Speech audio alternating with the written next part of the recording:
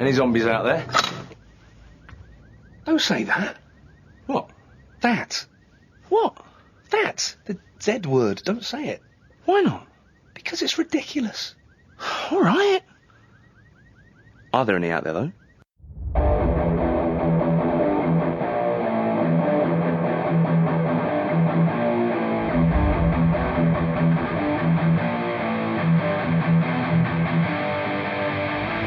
Hey everyone, welcome to episode 134 of Formidable Opponents, a show that pits three people who have known each other virtually their entire lives in a series of conversations as we argue what is best in a variety of fun, engaging, and critical pop culture topics we all debate about. I'm Randall, and with me as always, Bob and Joseph, and this week's topic is Best Zombie Movie. There's just something thrilling and addictive about watching survivors strategize their way past impossible situations. And let's be honest, we've all thought about what we do during a zombie outbreak. Many people fantasize about being the crossbow-wielding hero like Daryl Dixon. Well, some of us, we just fantasize about invading an empty Costco for survival supplies. Getting past the reactions, the stereotypes, and assignments, zombie movies have taught us more about social commentary than they have about survival. Dawn of the Dead, consumerism, Train to Busan, class struggle, The Walking Dead, people are bigger assholes than zombies. Zombie movies are a fun absurdity. They keep us believing in the terrors of the dead rising, just like Clint Eastwood still directing movies. By the way, Juror number 2, phenomenal. Anyway, part of the charm of zombie lore are the rules to fight off zombies and the questions you must find out. Are they slow or are they fast? Does the disease come from a bite or is it airborne? Do they die with headshots? So many fun and evolving rules. So we've come to know zombies as mindless, uncontrollable mobs utilized to annoy and disrupt our lives. They symbolize things like pandemics, social constructs, Philadelphia Eagles fans. However, they are also a guilt-free enemy. You don't feel bad for these nameless, faceless villains when the hero takes them out. I mean, zombie movies, they make us laugh, they allow our creativity to run wild, and they let us escape into the ultimate irony, which is they let us turn off our brains for a bit. This week, Formidable Opponents debate and discuss Best Zombie Movie. With me, as always, are two guys whose faces are vacant with just a hint of sadness, like a drunk who's lost a bet. Bob and Joseph, what's in your head? In your head.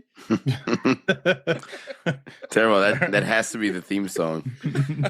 Brains. If you're looking for brains, folks, you're in the wrong fucking place. More brains. No brains here. What's up, guys? How are y'all doing? What's up? Good, man. Doing good. That reminds me of the Simpsons episode where it's like the House of Horrors or whatever it is, and they're looking at Homer and they're like, brains, and they go to his head and they fucking leave him alone and walk past him. He's like, hey, what the hell? Excellent. So today we are talking about people who are dead inside eating something really disgusting, right? By the way, this week's episode is brought to you by Denny's. Denny's. No, I'm good with Denny's. However, not a fan of when you upsize your Grand Slam and they bring it to you on Captain America's shield. Kind of embarrassing, right? I wanted the lumberjack slam, not a week's worth of groceries. You said extra eggs? That'll be $128. Mm-hmm. So, what's going on? You can't buy eggs these days, Randall. I'm going to go out on a limb and say that Denny's does a better lunch than they do breakfast. Yeah, there you go. Good debate. Yeah, I would agree with that. Yeah, their sandwiches are insane. By the way, Hell yeah. Totally kidding. We love Denny's. And also, by the way, we're recording tonight on a Sunday night. Huge deal for me since I'm missing part of the Oscars. But you both conduct yourselves better than Emilia Perez, so you guys want out, right? I was like, you should see Randall's tuxedo, folks. This is tuxedo shirt. We're all rooting for Timothy Chalamet at this point. So. We are not. We are not. So, guys, let's get into it. Why are we so fascinated by zombie movies? It's that slight possibility of could it happen in real life, and I think that's always fun to, at least for me, to watch these movies to find out like how we got to this point. How did they become undead? What was it that became, that made them undead? And then, so that's something that's always fascinated me as far as watching them. Not it's not always answered. They're fun to watch because of one, depending on how old it is, the gore. Two, is it overly, CGI to where it just looks terrible? And three, like I said, is it, could this happen? And I think that's what I think that's the kind of the fascination that, well, at least for me. I don't know about you guys, Bob. Yeah, what do you I think? can definitely agree with that. Yeah, it could happen. I think that zombie movies just became so popular as well because you used to like this one, antagonist, this one bad guy, the one creature or person you have to kill, the Dracula, the Frankenstein, the Freddy Krueger, Jason, so forth. But you have these zombies in there. Could be anyone. They're anyone who died. They could be your friend or a loved one. They could be your neighbor. And there could be a shitload of them. Do they run fast? Do they run slow? Can they rip you apart in one pull? You know what I mean? So I think that's the most interesting about it. Like the dead becoming undead and rising again. That's got like this great sort of like I don't know. It's just something to think about. How did they become undead? Again, was it a disease? Did somebody get bit, or what the fuck's going on? Popularized big time, of course, with Night of the Living Dead. But Michael Jackson did a great job of using them and in his Halloween thriller song. So I think that it's just people are fascinated by it. I mean, obviously because there's like 18 fucking spin-offs of The Walking Dead. So. Yeah. I honestly think we can examine the social commentary or talk about the hope and resilience about a group of people trying to survive. But I think we like zombie movies because they make us believe that when the shit goes down, we could fuck up some zombies, right? We can't fuck up Freddy Krueger. We can't fuck up Jason, Michael Myers.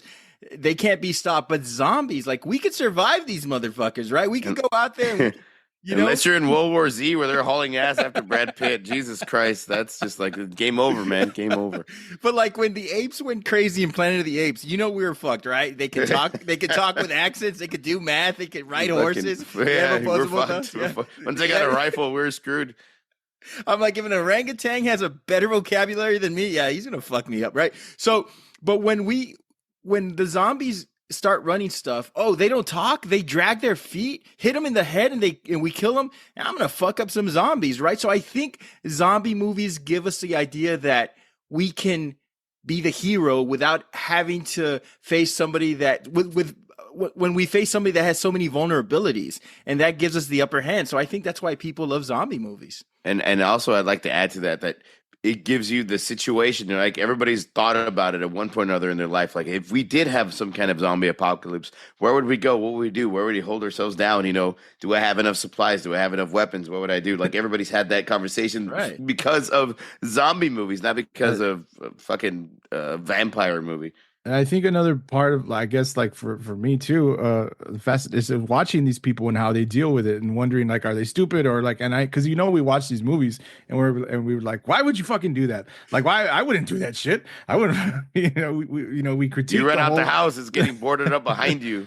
Stupid ass. So it's fun to see that too, and then to see like are they going to survive, and just if they didn't, what stupid mistake did they make to not survive? Man, don't come around here, zombies. We'll fuck you up. I was serious. Come around here no more. So we all think we can kill zombies. We're all together in this, right? Yeah. I believe so. I think we've watched enough movies, right? Fuck with us. Okay, so fast zombies or slow zombies? Which is scarier, and why are the slow zombies the correct answer? Well, I mean, slow zombies seem realistic. I guess, as stupid as that sounds, seems realistic. They're rising from the dead. They've been lying down in a box for years. You know what I mean? How fucking fast can they actually be?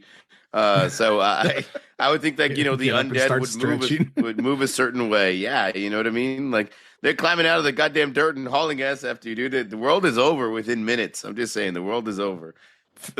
Why would slow zombies be the correct answer? It's fast. If for some reason I got an motherfuckers answer. can run, I'm in trouble. But the fast zombies just don't seem realistic. They're scarier for sure. No, I know it doesn't seem realistic, but it'd definitely be scary. Carl Lewis over here hauling You're ass. running a little bit faster than I expected here, buddy. So I'm gonna climb and see if you can at least put two and two Oh, together. you've seen World War Z. If you're over 30 years old and the last time you did jump rope for life was 20 years ago, you're fucked.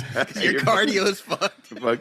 If you walk on a treadmill with only a 1-inch incline for 20 minutes and think that's your cardio for the week, you're fucked. It's gonna happen. So Going down. here's my take. Fast Game zombies. Fast zombies. We've seen them in 28 Days Later, World War Yeah. Z. Any other movies that we've seen fast zombies? In Planet Terror, some of them in some of them excuse me, not Planet Terror. Yes. Well, yeah, Planet Terror too. But I meant to say. God damn it! I'm Quit sorry, saying Planet Terror.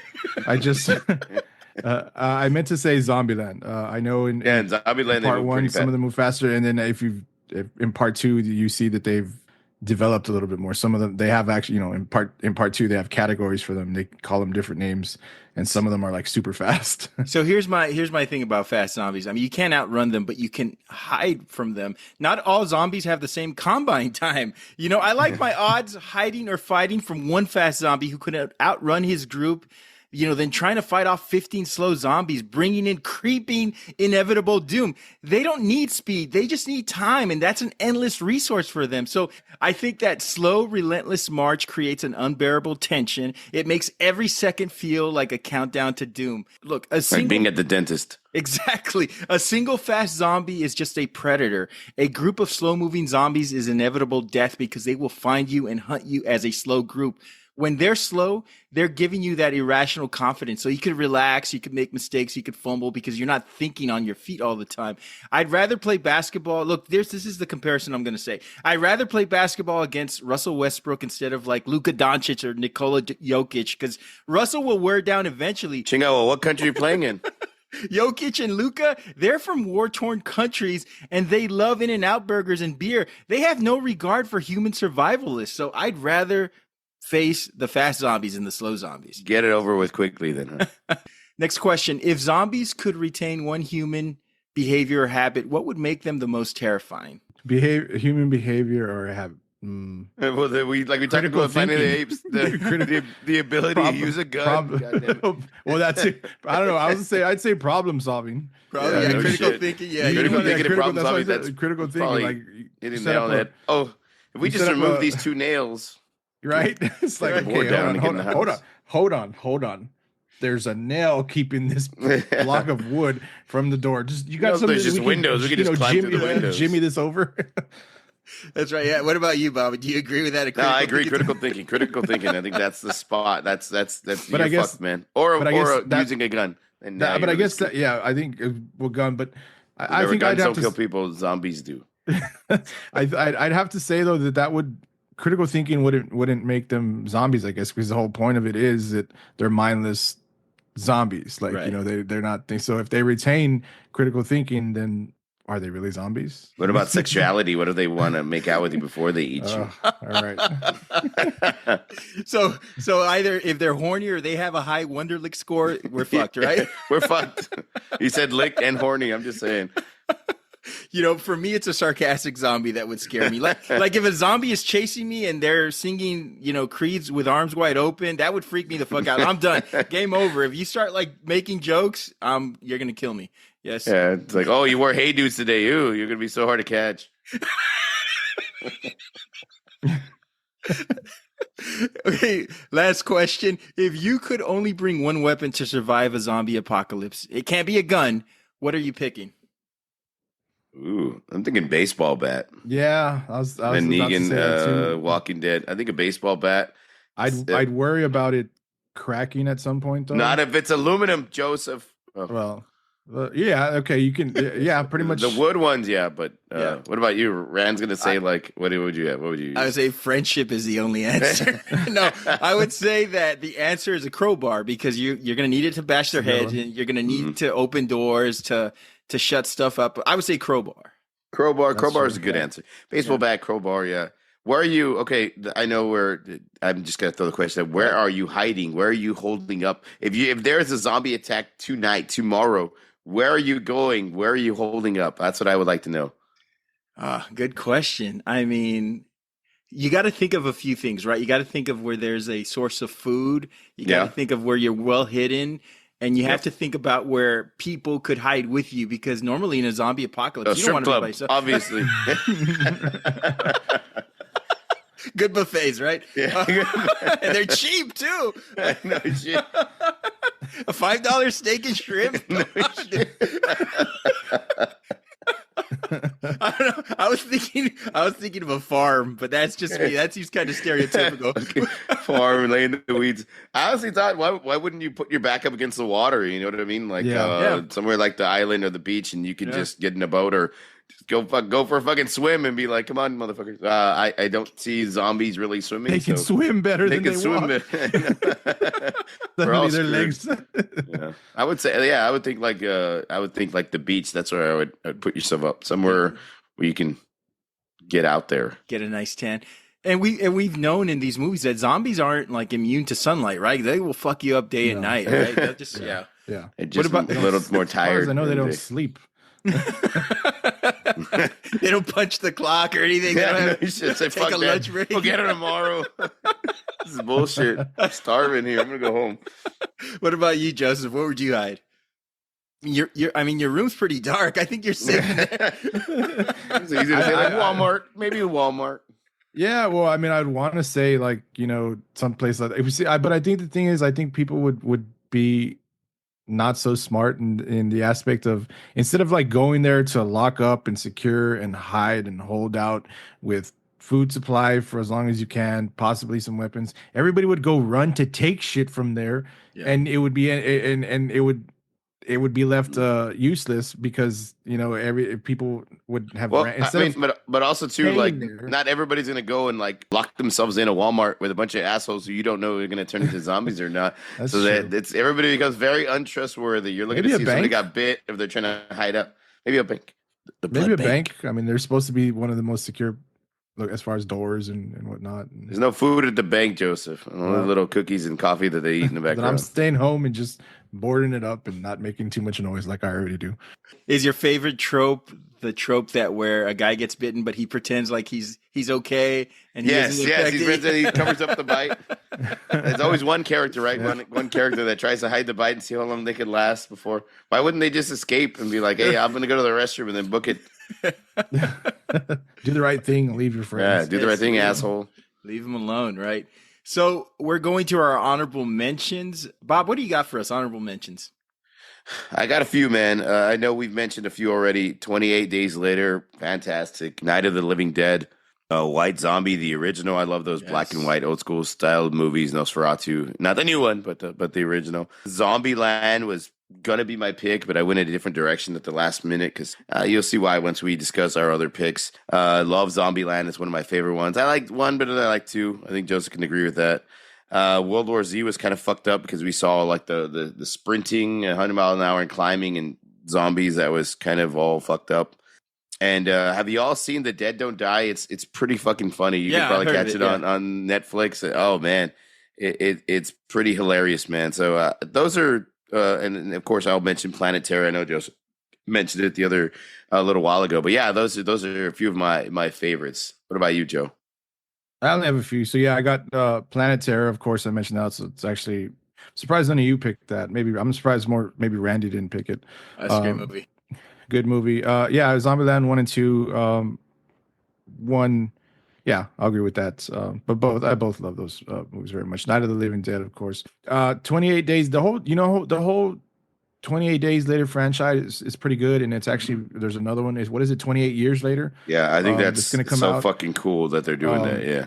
But obviously the first, I mean, they're all good movies, but obviously the first is the best of them. 28 Days Later. Yeah, 28 Weeks Way Later was pretty fucking cool too. That one's. I actually saw that one first before I saw 28 Days Later, which is kind of weird, but yeah, it was pretty cool. I also got Land of the Dead, and I actually think Warm Bodies is a pretty funny movie. I like Warm Bodies is fucking funny. Yeah, I like Warm Bodies. Funny zombie-esque romance movie, I guess, whatever you want to call it. I don't know. Pretty fucking funny, yeah. Where you just hear the inner monologue. I like that. Yeah, you just hear mainly his inner monologue until they can finally start fucking talking. Oh, they did more than just fucking talking. Ren? I had Weekend at Bernie's 2, which is a zombie movie. So, I mean, it is. It Yeah, is. yeah. It is. Yep. I had Dawn of the Dead. I had Zombieland, excuse me. Night of the Creeps, great 80s campy flick. Yeah. Planet Terror, 28 Days Later. I also had Warm Bodies. World War Z, Evil Dead, The Day of the Dead, Night of the Living Dead, the OG, Train to Busan, which I love. Sorry. Hold on, Joseph made a face. What happened, Joseph? What did he say? Well, it's because I didn't agree with the Evil Dead one. That's and this Evil was- I Dead, know not a we- zombie movie? Well, we didn't talk. I know we didn't talk Okay. about this, or we kind of did in the beginning, like about how the zombie thing happens. But for the most part, as far as I know, in most, if not all, zombie movies, it's nothing occult that factors in, and that's Evil Dead. Like that's like reading from the book, the Necronomic book, you know. Well, he raised the fucking dead, Joseph. Well, They raised the fucking dead. okay. It If that's the case, that would have been number one, right? That was just my 2 cents on that. I'm sorry. I fucking Ryan. Go love. ahead. By the way, I love Evil Dead. Yeah, Evil I love Dead's those great, movies. And yes. versus the Army of Darkness, fucking hilarious and great, dude. I love that one. It's the best. Have you guys watched Train to Busan? That's really good too. I have that. in No, mind. I haven't seen that. No. You would love it. It's a great movie. I I'll have check it out. Train to Busan. Yeah, Korean, by the way. Tim Burton's Corpse Bride. Of the ribs. Corpse Bride. Corpse Bride is good. And there was a movie. I haven't watched this movie, but I had to mention it. There was a movie called Juan of the Dead. However, Juan's mother is the real terror because she stays up all night waiting for him and cusses him out because he never called to let her know where he was at. So she's a real villain, the real terror. I'm really surprised you didn't say My Boyfriend's Back. That was a big popular Oh movie yeah, in the 90s. that was a good one. My Yeah. Boyfriend's Back. Yeah, that was a good one too. My Boyfriend's Back. That's another. I haven't one. thought of that movie in fucking forever, dude. Both of you guys have to watch Train to Busan. I think you'll really like it. Man. So we're going to go on to our selections. I'm up first. And for best zombie movie, I selected The Return of the Living Dead, 1985. I cannot tell you how much this movie meant to me as a young kid. It's a 1985 punk I take. wonder why. We'll get to that. It's a 1985 punk take on the genre with just a fun 80s silliness. The acting isn't great. It's campy, but it's nonstop action packed horror. And I loved it. It's a cult classic dark comedy. It's an easy plot. Toxic gas is discovered, accidentally unleashed, and all zombie hell breaks loose with some bad acting, but some awesome music. Check out this collection of main characters: a warehouse owner and his 2 employees, a mortician, a group of teenage punks. You put them together, you'll get a recipe for just campy 80s zombie nostalgia, and it's wonderful. It's not just a dark comedy. It's not just a zombie shtick. As a matter of fact, it introduces us to some very important zombie tropes that are still used today. Such tropes as zombies eating specifically brains as opposed to all human flesh, and zombies being invulnerable to a gunshot to the head. So it introduced these tropes. Also, it boasts one of the most famous zombie scenes of all time. I think you guys know where I'm going with this one. As one of the punk rock chicks strips naked and dances around in the cemetery. Your kind of girl, Joseph. By the way, her name was Trash. And by the way, she informed my romantic interest for at least the next 10 years of my life after I watched this movie. Loved her, made a man out of me. Okay, so Rand never looked at a troll the same way again. this movie is known for its comedy, but it's really a fast-paced, intense, and absolutely bonkers movie, and it'll keep you on the edge of your seat. This movie was released in the mid-'80s, so it quite possibly was influenced a lot by cocaine. If you watch it, you'll see why. I mean, it's zombies, it's punk rock, it's bad acting. What else could there be? What else could you want? There is such a great many 80s punk films to choose from during this era. You had Sid and Nancy, you had Valley Girl, Repo Man, Times Square, Class of 1984, Suburbia, and this is right up there. All great films, but nothing as punk and as grimy as Return of the Living Dead. It's the perfect balance of comedy and horror, and an inspiration to such movies as Zombieland, Shaun of the Dead, and Warm Bodies.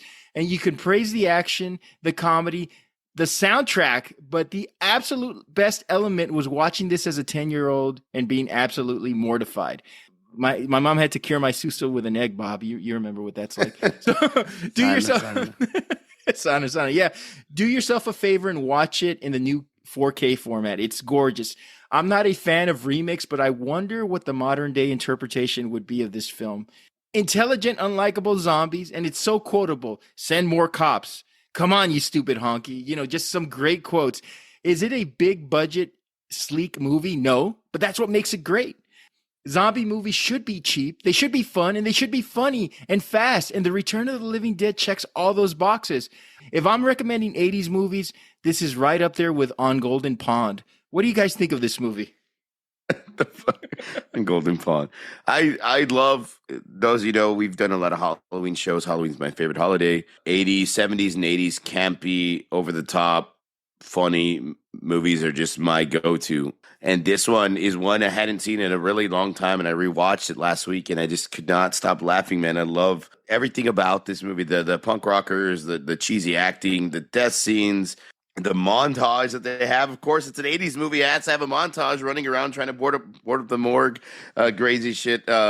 The killing the cadaver scene in the beginning is just fucking hilarious, dude. When they get the axe and they hit him and they're like holding him down as he's squirming around. I thought it was fucking hilarious. They cut him up in little pieces and still moving around in the bag. Really fun stuff. I like how you said to send more paramedics. I thought that was fucking funny, like a funny cheesy line. You know, that's something though I also dislike about the movie is, you know, zombie movies, zombies don't tend to talk, and so adding that extra humor was good. I agree with it. It's really good, especially that line, send more paramedics, and then they could go on later on like send more police or send more cops, which is fucking funny. But the talking zombies kind of throws me off a bit. I like it a lot, man. Then the zombies in this one can run, but I think it's like realistic running, you know. They're not like hauling ass or anything like that. They're running like nobody do. So as long as you got the librarian zombie, you're gonna survive. If it's the fucking head of the football team, you're fucked, bro. He's gonna catch you. He's gonna hold you down, probably spit in your face, give you a noogie before he eats you. And obviously, of course, the naked hot redhead punker. That's the real reason Randall chose this. Don't fool yourselves, folks. Don't fool yourselves. It was cool seeing her come back to life. You know, it just threw me off that she looked like the Keymaster. The Keymaster, yeah, right? exactly. She looked like Sigourney Weaver in Ghostbusters. She had that like white face. I don't know. She was naked the entire time though. Didn't expect that to happen. Hopefully they paid her extra for that. It looked cold in this movie. I love a lot of the scenes in this movie, dude. One of the funniest is the mortician slapping I forget his name. He's the only like Mexicano Puerto Rican dude, and he's fucking freaking out. And the mortician slaps the fuck out of him. Settle down. This is to get him to calm down, snap out of it. Really great movie, really campy movie. One of my favorites, and I love that because of this movie. I think they made movies like Zombieland, something with a lot of humor in it and stuff like that. So this is a great pick, Randy. And yes, I don't know if you saw, there's like a sneak peek trailer of a brand new version of it coming out. Okay, they're doing a remake. Really? Yeah, they're doing a remake. Yeah, I'm gonna have to look that up. So yeah, you look that up. Look up the trailer. It's just like somebody walking through a cemetery. You got to check it out. It's cool. I hope it's real, not like somebody's made up thing. Wow, I was surprised, Rand, that this was your selection. I hadn't seen it, but I did watch it for obviously to do this episode. And I, like Bob said, I can see why you watched it. You know, Trash being naked the entire film was easy to. How cool was the main guy? He was like, she's all naked and all on him. He's like, get away from me, bitch. It's going down. The government doesn't understand me. My mom and dad. He's going through his old punk little speech. He's like, get away from me. Throws her off of him. That's funny. Go ahead, Joe. Sorry. Yeah. And the character, I mean, like I said, I pretty much didn't watch the movie after she died, but then anyway, I was fucking around. Yeah, that was really unexpected. I didn't expect that at all. But I liked the plot. Obviously, you know, that's kind of it's used a few times in other movies, and that's fine, right? Like I still find it interesting on like how the zombies become zombies. So this, you know, these government, you know, gas can or whatever chemical leaks and you know the undead start to rise. I didn't know any of the cast other than Miguel Nunez, Joanna Man. Yeah, Joanna Man. Joanna Man. Does that make me a man? I love you, Joanna Man. So I was like, holy shit, Joanna Man. When I saw him, I was like, he's the only one, and I'm glad. Well, until you know, I was like, I'm glad he survived to the end. Until you realize that you know they don't survive. It's a campy '80s zombie movie. It's got it's funny comedy aspects. It's got. I don't know if they were trying to be funny. It came off as funny. I mean, I don't know how many jokes were written into the script. There was a good amount. Yeah, they did. Well, they did seem to try and take themselves a little serious at times, and I didn't think that was necessary. The montages were cool. I always knew something crazy was happening when that's certain, and I can't remember it in my head, but they played it over and over again. It's the first time the gas starts leaking into the air. Yeah, they play that the certain storm sound comes, or they music. say that certain like little montage is like, oh, shit's happening because this song. The party time song? I don't know the name, but it's like anytime the gas starts moving, they play this one little loop of music. My only beef with it was I thought it was a little long, but all in all, a good 80s funny good time movie with a cool soundtrack. Great movie poster, by the way. We talked about that one long ago. I'm actually gonna look for a shirt of this movie poster because I dig it. The two zombie punks by the graves, so that's really cool. I really enjoyed that. Did we see him later? I don't remember. The guy, I believe his name was Suicide. The main guy, the guy that was all. I don't remember him coming back to life though. Oh, they completely that zombie. He got eaten downstairs, right, by like the main army zombie or whatever. Yeah, another iconic scene that I think I've actually seen in reels now. Recently is I can feel myself rot. Rotting. Like that's making a comeback like on like when you go outside and in the Texas heat for too long, I can feel myself rotting. I didn't like. I'll tell you what. One thing I didn't like when they're there lying down and talking. The zombies are talking. We need to eat brains because it takes away the pain. I was like, shut the fuck like that. I was like, you could have cut that out. You sympathize with them. You sympathize. I can sympathize. When her spine flipping back and forth like a fish. Yeah. But it wasn't her spine that you're looking at. Great movie, man. Like I'm surprised. I was really surprised that this was your selection, even though it's a great movie. I'm surprised. Well, I was surprised, and then of course I saw Trash running around naked all the time, so I was like, so that's why you picked it. But Rand, my question, at the end when Ernie the mortician is with the girl in the attic, looks like he pulls the gun out and he thinks to himself like, I'm gonna kill the girl so that to save her from being eaten if I have to. Yeah. And of course the guy breaks through the door, the zombie breaks through the door, and I guess it's implied that he shoots her. That's what I took from it, yeah. Because it freeze frames, and because the bomb is being sent off and fired, but he breaks through the door, and they don't actually show him I didn't hear a gun trigger. That's why I was like, well, wait a minute, did he kill her? Well, they were gonna die anyway, right? Right. They were nuking the thing, but that was I was like, I'll ask Randy about it. Maybe he knows. I love good selection. One of my favorite sort of guilty pleasures is when films, like low budget films, implement like military. When trash takes off her clothes, yeah, we know. Right? when low budget films implement like military stuff, and you always get like the bad military actors and like the one Jeep that's like driving with everybody marching by it. I mean, I love that stuff. I think this film was really big because at the time, because it reminds me of a trauma movie, one of those like Toxic Avenger kind of movies. Mm-hmm. And I think at the time, they were like, how do we marry two things that are big right now? Punk and horror. And zombie movies for a long time hadn't really made a comeback yet. I mean, there were zombie movies spread throughout, the decade prior too. But this one really brought zombie movies back and added the element of modern day music and bringing in young people to sort of say, okay, this is your introduction to what zombies are. Like, granted, Thriller was a year before, so everybody kind of knew what what zombies were. Yeah. But I think this movie really gave punk a comeback and a voice. Yeah, I think they definitely capitalize on the fact that Thriller came out right before and kind of piggyback off that popularity. Yeah, and I think if I'm watching a double feature, I'm watching this with Killer Clowns from Outer Space. I think it would be a perfect sort of double feature, kind of campy. But Bob, you had a question about the punks and their I was gonna ask you, I know that it's like the punk group, but you had the guy that looked like the lead singer for the Talking Heads, and you had the girl wearing like saddle shoes, and then you had the fucker in leather and with the mohawk and like driving the beat up Impala. Like, would that really be a group of friends that would hang out?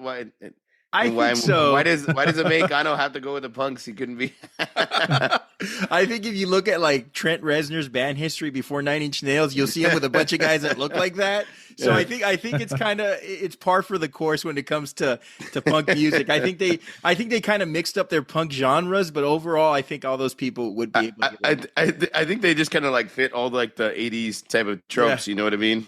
And then like even the boyfriend was kind of punk, but he was also like, hey, he's got a 9 to 5, or he works somewhere part time after work, to help his uncle or something or whatever. It's a good. You know what? The last thing I had to say about it though, when we see the first zombie like coming out of the canister and he's there, like whatever they used was awesome. I thought it was awesome. Like the whole beat up and everything, like the makeup and everything was amazing. And then you had these fuckers just like too much suntan lotion on their face, saying, send more cops, send more paramedics. Like I was like, come on, man, you made the first guy so good. I guess they ran out of budget for makeup artists. The one that's the first one that comes out of the canister or the barrel. And then that one was the best looking one. He was, and he had more of the demonic. I would say voice, trash, guess, but that's just my opinion. But that one was one of my favorite characters, or the zombies or whatever. So we'll go on with our next selection. Bob, you're up, right? No, I'm sorry, Joseph. We'll go up with our next selection. Joseph, you're up. What do you got for us? Best zombie movie. I selected Shaun of the Dead. All right, so Shaun of the Dead follows the story. Got red on you.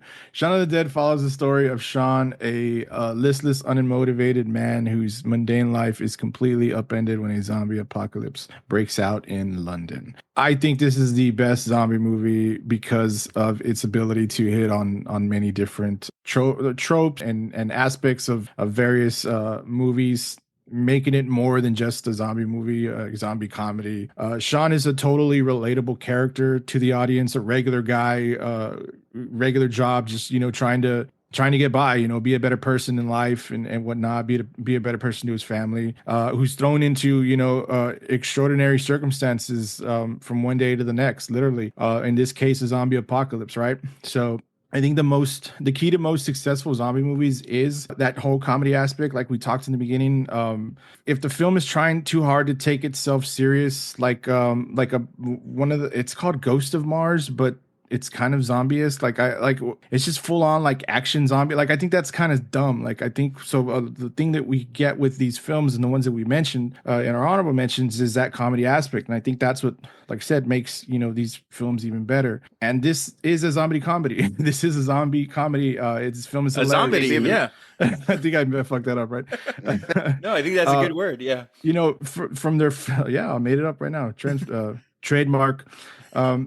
From their first, interactions with the zombies and attempting to deal with them, the whole throwing vinyl records. Like, I love how they're going through them. Like, no, don't do that one. And then the Batman sound, toss it.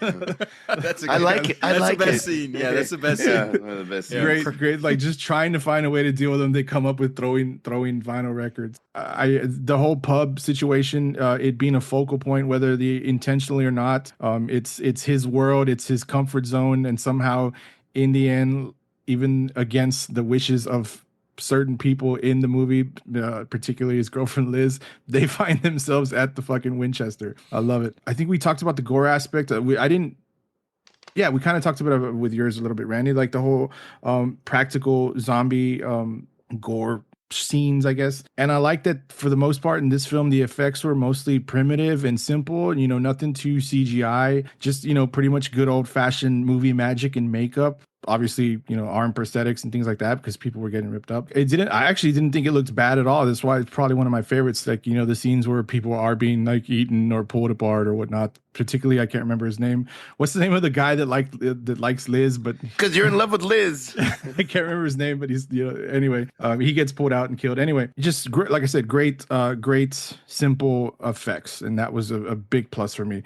The character development in this film is also very good. It's a zombie film, but but it's a zombie film with heart, whether, even though it's not beating, but it's there. Sean is struggling to be a good boyfriend, a better son to his mother and his stepfather. And above all, just, acting more like an adult. I do like that. There is more to the story than just survive the zombie apocalypse, or, there's some heart to it and some decisions that need to be made. Ultimately, he takes responsibility, as we've seen. We know this movie, it's old. If you haven't seen it, go check it out. And standing up for the people he cares about and saving those that he could, even after losing pretty much all of his family. He did shoot his mom. Well, he had to. And his stepfather, and of course, he doesn't lose his friend, but he kind of does lose his friend. So his best friend. Everything about this movie, I love it. It's a zombie movie. It's funny. It has heart, like I said, and more depth to the characters. It's not just a bunch of people running around and screaming at each other. So this was my selection. I really love this movie. This is one of my favorite movies. I think I don't know who showed it to me. Was it Rand who showed it to me or Bob who showed it to me? One of you showed it to me. I think it was Randy. Pete. I think I showed you Trash in Return of the Living Dead. I'm pretty sure I didn't watch this movie on my own. I know one of you told me to watch this movie, and it was very, very, very funny. Pete. Yeah. Pete.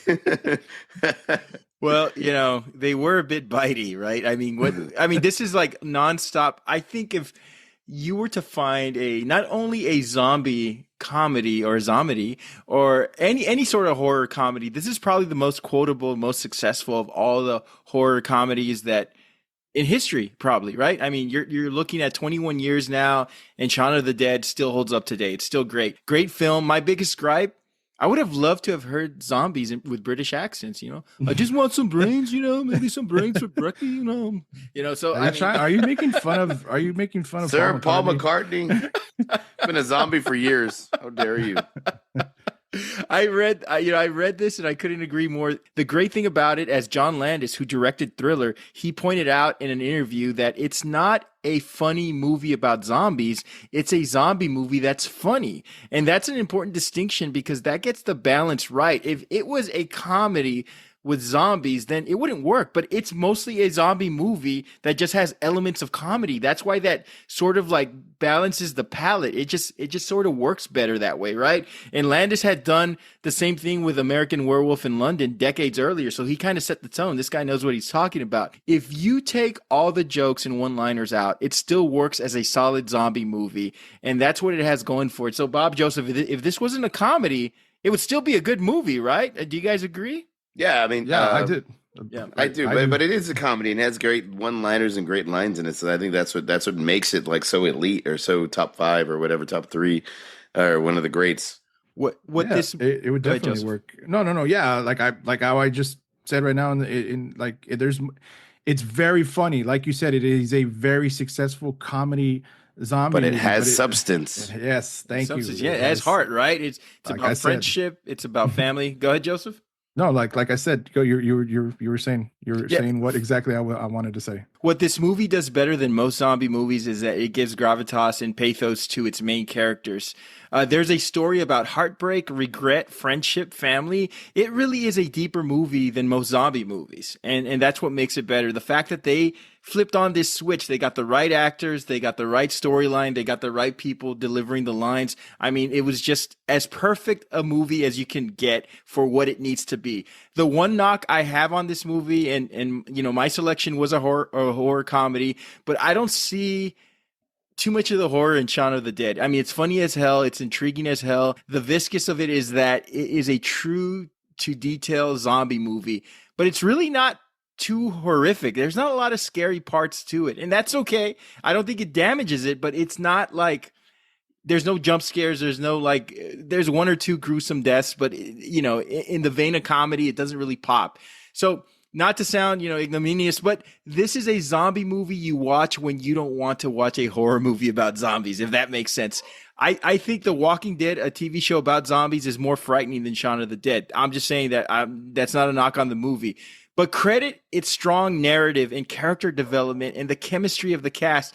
That's what makes this movie engaging. It could have been about anything, and it would have made for a worthwhile watch because this cast was so good together. You just saw the synergy and the chemistry. I think when you examine Shaun of the Dead, it breathes more like a zombie parody movie than it does a zombie movie, but it works for it. There's some violence, but not enough to shake anyone with a delicate disposition, right? But Shaun of the Dead is fantastic. I love it. I love it solely due to the humor. It's a spoof with a few intense scenes sprinkled in, but that's what we love about it. And I absolutely love this movie, but it's not scary, right? I expected more from you, Joseph, considering your music tastes and just the fact that you're a scary individual. But, you know, Shaun of the Dead is a great movie. And I mean, what do you think, Bob? I kind of disagree. Well, I don't agree. I do agree with the fact that neither one of your choices are very scary. They're very campy and fun, and they're made to be fun. Like, nothing really scary about either one of them. But I think the way they tell the story, and I love the fact what makes, which probably to your point, right? What makes Shaun of the Dead so good is that the zombies are kind of in the background. Yeah. You know, shit's going on all around, and these guys are still trying to figure out how to get their girlfriend back, how to get their mom away from their stepdad, and then figuring out how to tell their stepdad that they love him. So, like, there's so much going on in the movie, and then that's what really makes it great. There is some intense scenes, you know, when they push that girl off after they hit her with the when she falls through, I guess, whatever's laying in the yard, it goes through her stomach. I thought that was fucked up, and she slides out. Yeah. And I love how they go in straight inside and start eating ice cream to kind of calm down. You know, there's a lot of great, funny scenes. It's great cast, like you said, Rand.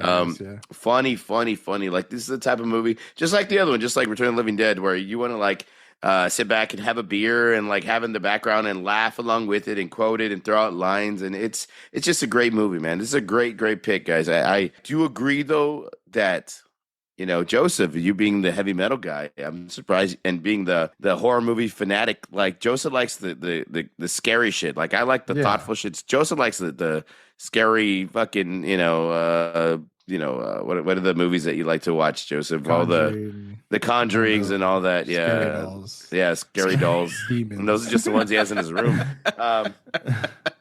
Why is her mouth like that? Anyways, I think that it's a great pick, man. I love Shaun of the Dead. You've got Red on You. Great, quotable, everything about it. I love. This is a great pick. I just would like to, I guess, to say you just threw us a finger, guys. Yeah, I did, basically.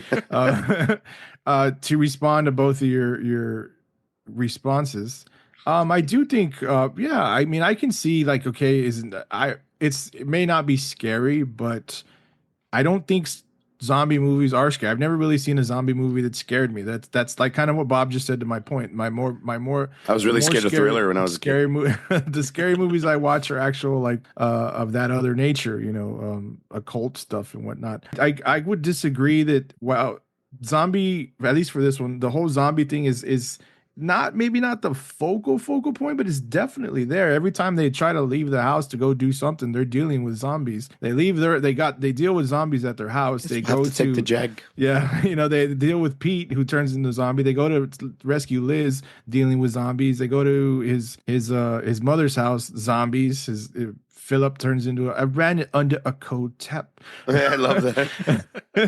Yeah, the whole "we're coming to get you, Barbara." You know, I love that. Nice throwback. Yeah, hell yeah, nice little homage to Night of the Living Dead. I know it gets a little more intense when they barricade themselves at the pub because the pub ends up getting surrounded. But I think there's more zombie stuff than you realize or that you give it credit for, I guess, is my only rebuttal to that. One of my only other Shaun of the Dead adjacent complaints is that I expected a lot from the follow-up Hot Fuzz. I didn't think it was as good as this. Yeah. It's definitely entertaining, but it was nothing like Shaun of the Dead is gonna be like a cult classic for years. But Hot Fuzz, it didn't really do it. Did you see At World's End? No, I have not watched that. The third one of them. The third one of them. That one's even worse than Hot Fuzz. But they're entertaining movies, but they're nowhere near Shaun of the Dead. Nowhere. Yeah. Yeah, I remember I brought my ticket for Hot Fuzz in the theater thinking like, oh, Shaun of the Dead was so amazing that it's going to – but it was a disappointment a little bit, you know? I think I liked Run, Fat Boy, Run more than I liked Hot Fuzz. Did you see that one with him? I've seen that one. Yeah, it's fucking hilarious, dude, yeah. I think Simon Pegg's a great actor. He's great. He's Love very, Simon Pegg. he can do everything. Like I know he's done his serious roles. He's done some big movies, and when he's in a movie, they give him just enough for him to be like effective, and that he's just perfect in those roles. He's always brilliantly cast. Love him. Bob, what do you got for us? Best zombie movie? All right, man. So I kind of went in a different direction, and I might get a little shit for it, but because I actually went with an artistic choice. These are set for only Randall to choose, but I kind of went in that direction. I went with The Last Man on Earth, 1964, starring, of course, the man, the myth, the legend, Vincent Price. No, not I Am Legend. That shitty one with Will Smith. Yeah, we're not talking about that one. We're talking about The Last Man on Earth. Vincent freaking Price, man. I'm a huge Vincent Price fan. I've watched every single one of his movies. That's kind of my usual go-tos in October to start off the time with either The Shining or a Vincent Price movie. And this one is one of my favorites.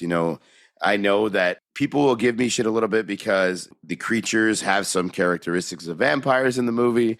Yes, but they're definitely the undead coming back. They're not sucking anybody's blood. They're not creating more by doing that. This movie is very much the most realistic, in my point of view, of what a zombie movie should be like. And it's one of the originals. We had White Zombie in the 1930s. Night of the Living Dead didn't come out until 1968. So this one is one of the OGs, one of the originals of the 1964.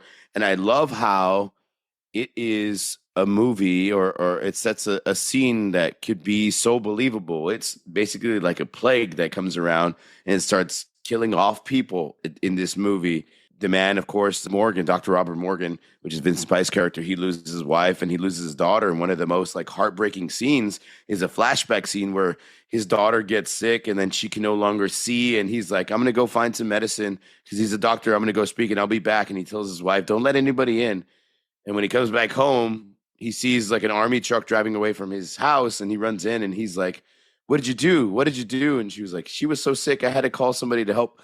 And they took the daughter, obviously. So Vincent Price gets in his car and he hauls ass, try to find the army truck, and they're dumping bodies. They're all wearing gas masks. They're all dumping bodies into this pit to be burned. So that way they can't come alive or that way they can't spread the disease. And it's such a realistic scene and heartbreaking scene. And even the cop that stops him with the army, the soldier's like, hey, my wife's in there too, buddy.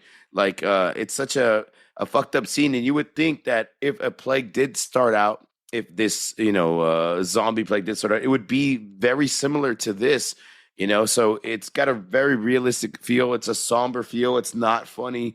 Vincent Price is a drunk and he's depressed and he's angry and it's all he's looking for is fucking someone to talk to. He's the last man on earth. He checks the radio, nothing. He gets so excited during the movie when he finds a loose dog that's running around who later ends up having the disease too. So he has to fucking stake and bury in the yard. It does. I will give you this. It does have some humor in it. There's nothing like seeing old man, long arm Vincent Price, staking fuckers to death with a wooden mallet. There's a montage scene of that. But the plot itself or the movie itself, it's very, very somber. It's very depressing. And it kind of gives you that afterthought of what would you do if you're the last person on Earth? How could you survive? Especially if there's zombies all over the world and they're all coming to kill you, especially the ones that know you're in there. They are smart. They're not crazy fast or anything. You do see the ones that start to change and evolve towards the end of the movie and they start becoming more human-like, which is kind of cool to see. That the disease, brought them back or killed them, but they brought them back, and now they're starting to evolve into people again, which is a cool little twist or take that you don't really see in any of the other movies. Maybe Warm Bodies, Joseph. Maybe that's where they got that from. This is one of my favorite movies all time. Being a guy who loves horror movies, and I love the slow pace stuff. I love the dialogue. I love Vincent Price inner monologue. Very much so like Warm Bodies, Joseph. Jesus, I'm starting to see where they got this from. They got the inner monologue, the evolving of character. I mean, the zombies. It's just one of my favorite movies, man. I know it's completely different than what you all chose and what people normally think of for a zombie movie, but it's slow paced and it's well written and it's one of my favorites. What do you guys think about it? Okay, so we're not talking about the Tim Allen TV show, right? All right, no. Okay, so I haven't watched it. I haven't, but Bob, before I go on to my synopsis, what got you into Vincent Price? I don't know, man.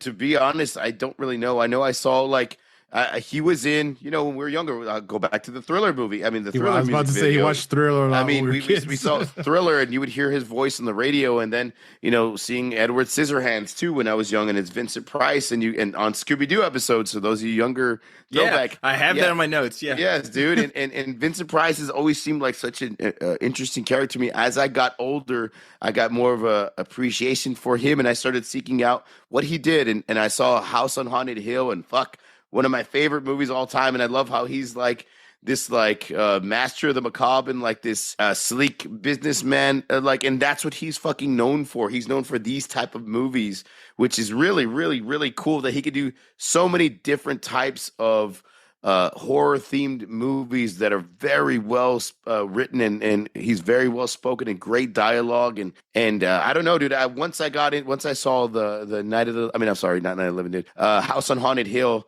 Then it just was like, okay, deep dive into everything. You know what's funny? We actually own his cookbook.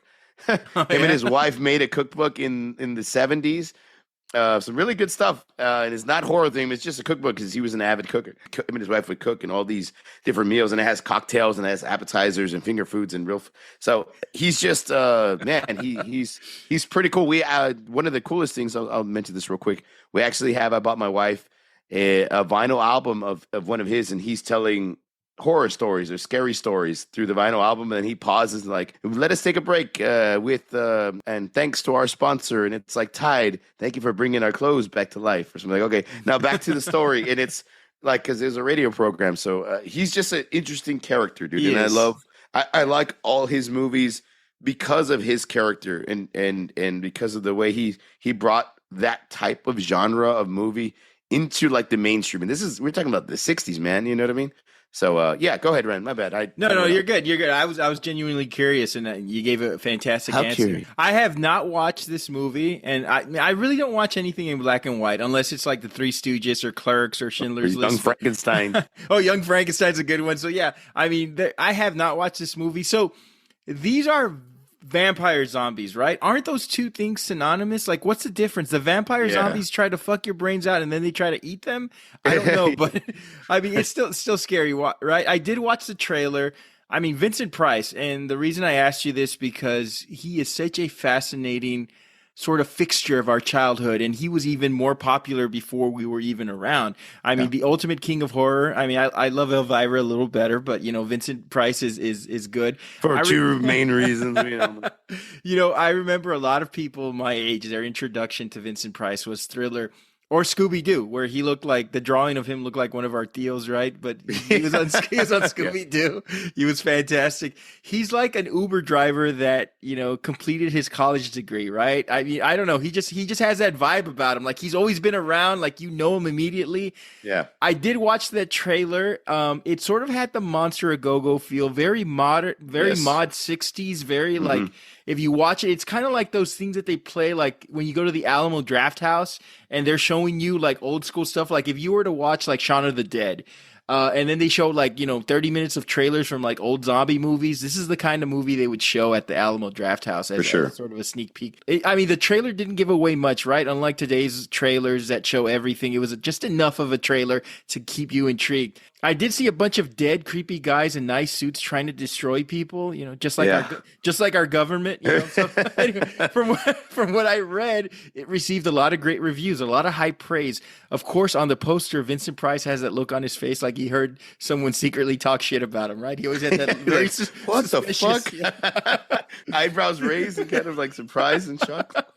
I mean, I did watch I Am Legend, which is this. I think it's based on it, right, Bob? Yeah, it's like the second. It's like the second. I mean, like it's a part of like a series. It's like an offshoot of it. But I was not a fan of that Will Smith. I did like it. I didn't like the. Yeah. It's because you know what? It was the CGI that just fucking bothered the hell out of me, dude. I wasn't a big fan of the CGI. This is one of those movies that you have playing in the background of a Halloween party about that time where your drunk friends realize that they are still pissed off over something that happened 12 years ago. You have this movie in the background with like Rob Zombie playing over the speakers and a shoving match between someone dressed as Chucky and Lionel Messi. Just, just a great party, right? Just people fighting in costumes. Okay, so some great insight on loneliness, fear, isolation. Yeah. There's a zombie dog, a zombie woman is the main character, and, you can't trust them. Sign me up. It has a lot of good intrigue, a lot of good plot devices. I haven't watched this movie, but I would love to watch it. Joseph, what are your thoughts on it? I was hoping at least one of us had watched it. And Joseph as well. I had already told Bob. Oh, fuck me too. I already told Bob. I was like, dude, where can I watch it? Amazon. You can rent it for like It's on $2. okay, Amazon Prime, yeah. Freebie, No. freebie. I just want the world to know that these guys don't respect me enough to watch them. No, I'm just kidding. No, it's I didn't get a chance to watch it, but I read the plot through the Wikipedia page. I do like how you described it, and it does sound like, of course, I know your love of Vincent Price, and I admire some of his work as well. And maybe it's not his intentions, but it just comes out. But like, he was able to do it. I'm sure he was just a very nice, normal guy. He was a very, very nice. Like, anybody who's ever worked with him is like, he's the sweetest man that they've ever seen, and he's just really into that. Just fascinated him. You know what I mean? That style of movie or literature work. But there's just something about him and the way he can portray a character like this. He's not necessarily being he's not trying to be from what I read and hear, he wasn't, the plot wasn't to be, or the wasn't to be scary. He's not trying to scare you by telling you stories and being like this, guy. You sound like what's his name doing the impression Bill of Hader, right? Bill Hader. Trying to be, an evil vampire. He's a regular guy himself. The thing that I like, as far as, that intrigues me about this movie, is the aspect. Okay, one, this is very different from our movies, my selection and Rand's selection, not just from, like, it's, I wouldn't get, Bob called it in maybe or more arts style movie, but where he is the only character in this, like, because it's like the I Am Legend. He has to carry the movie, like, yes, it's him. And for somebody who, what interests me is the way that I believe, and the way Bob talks about his performance, the inner monologue. Just, I'm sure, tell me if I'm wrong, Bob, a lot of the movie, I'm assuming, is monologue of him talking, right? Like, he's not necessarily talk. Does he talk throughout the movie? No, it's most of it. It's inner monologue because he has nobody to talk to. He does try to get on the radio and try to like contact people. Yeah. And but most of his shit's inner monologue. And so towards the end, where he finds the dog and he finally has somebody to talk to, and then he finds the woman that's still alive. Yeah. Is she naked in a graveyard, though? I wish. She doesn't have that red punk hair, but she looks Mexicana. I do think that for folks, we survive. For a movie like this, he is. I mean, it's Vincent Price. He's the perfect one to do that. He's. You can listen to this guy talk, and there's something comforting about it, and also creepy. And for this to be where he's alone, I'm sure he's depressed. He's a very lonely individual, alone with his thoughts, and he's telling them to the viewers or the listeners of this story, because it's a little similar to I Am Legend, which I will agree, Bob. I did like the movie, and I do love the concept, the story of how this happens. I just don't understand in I Am Legend how Will Smith is depressed. He finally got rid of his wife. I mean, you think the motherfucker would be he'd be over the moon, But I do agree with you that they went a little they went a little CGI heavy as far as the I Am Legend movie. I liked its story, but yeah. So there's that, and obviously we didn't have this back or that technology wasn't available in the 1964. So real cool selection. I'm familiar with the story just based on that. I think it's a good take on. It's supposed to be vampire-esque, but they're also like, but yeah, it's got that vampire vibe. But that's fine. It's undead, zombie-esque type, end of the world shit. Yeah, you know what I mean? Yeah. Apocalypse. So I dig it. It's a different, like I said, take to where he's trying to survive, trying to deal with zombies or things of that nature all the time, kind of like Rand and my selections, but it's different, and I think it's cool. And I'll try to find it on Amazon. Find it, man. I own all. Like you got to watch like House of Wax, The Fly, I've Shock, seen, The Bat.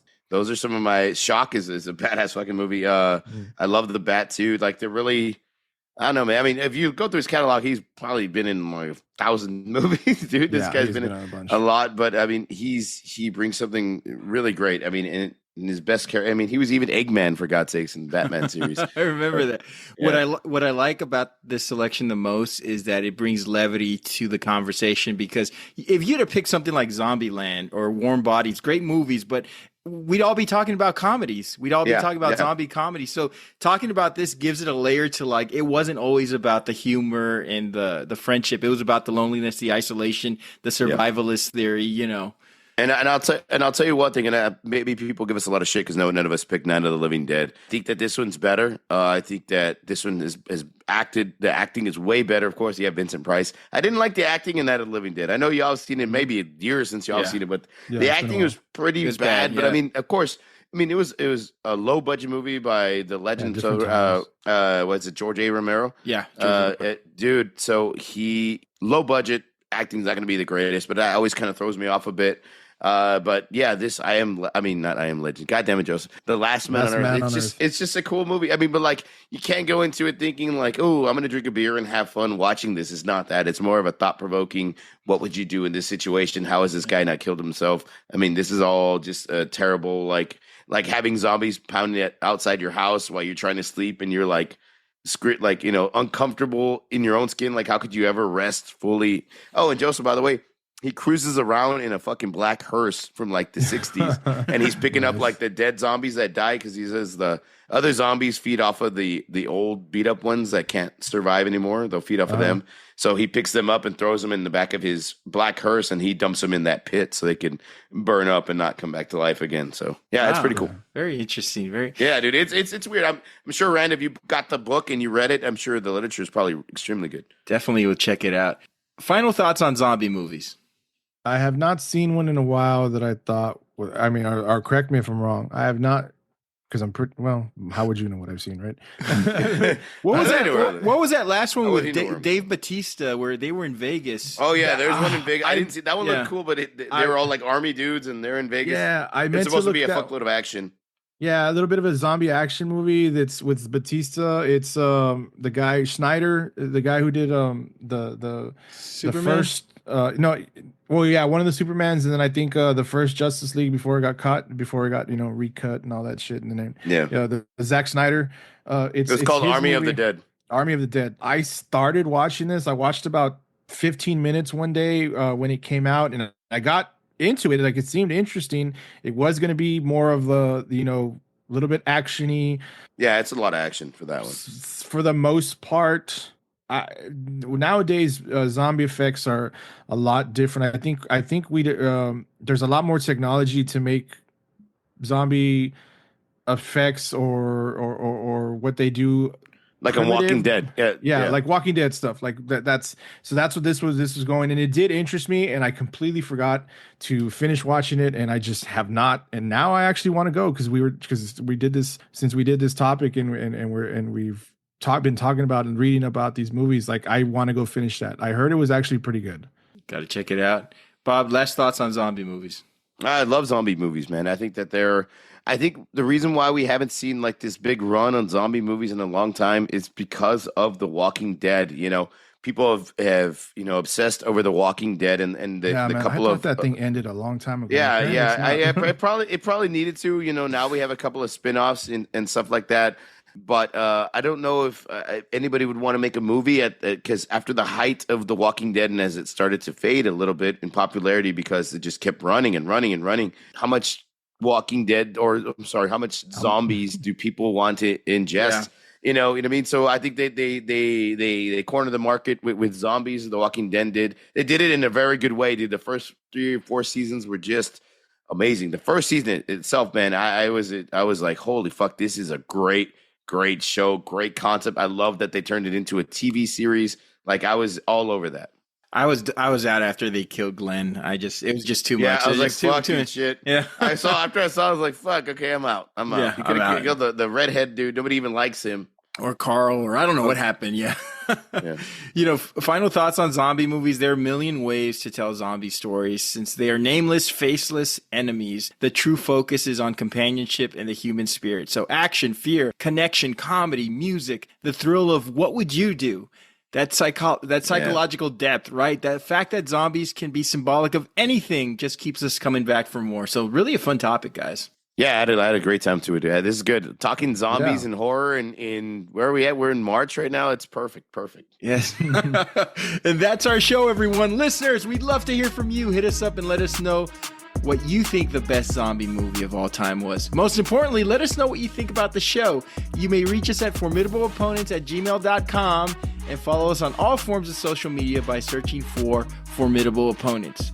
We want to thank Creative Little Pill for her artwork. Please follow her on Instagram at Creative Little Pill to see more great artwork from her. And please subscribe, rate, and review us on any podcast platform you're listening to us on.